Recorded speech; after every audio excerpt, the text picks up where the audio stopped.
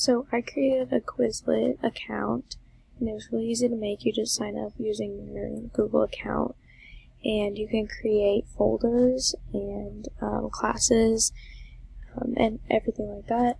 So I just created a folder, and I created a study set, and I have 7 questions on here now. So this is the flashcard piece, and I can click through, see the flashcards, and also it lists them all down below, and I'm able to edit them.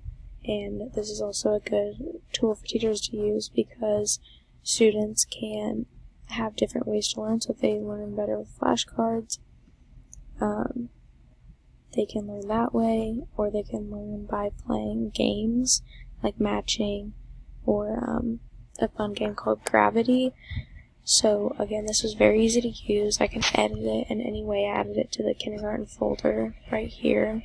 So I can click on that and see the study set I created.